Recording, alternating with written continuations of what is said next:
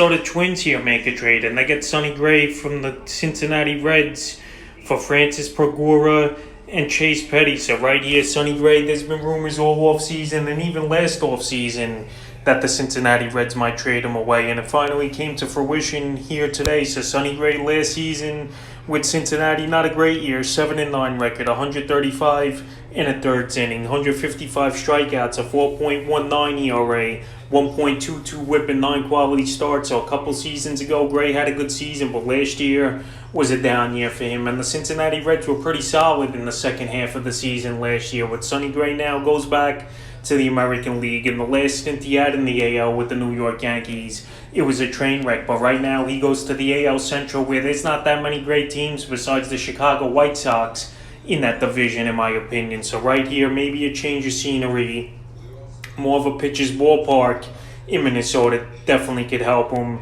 And right now, it's a good move for Minnesota. They needed some starting pitching depth. We saw them sign Dylan Bundy earlier in the offseason, and now they add Sonny Gray to the mix. And the Cincinnati Reds, they're going to keep selling players off, I believe, here, because they just can't pay everybody. These small market teams, they're going to trade players, and we saw it with Oakland yesterday with Bassett. We're seeing it with Cincinnati, and I think we're going to see a few more of these trades in the upcoming days here. Spring training opens today and tomorrow for most teams. So Sonny Gray, in terms of fantasy baseball, he's a pitcher I'm probably going to target in the later rounds of your draft, anywhere from the 15th to the 20th round. He still could be a good back end of the rotation guy for fantasy owners, or a bench depth type of player. And Minnesota's a decent landing spot, like I mentioned, with the Central not that strong and a good pitcher's park. So Sonny Gray once again traded after having a few seasons in Cincinnati, and he goes to the Minnesota Twins as the 32-year-old, and we'll see what type of season he has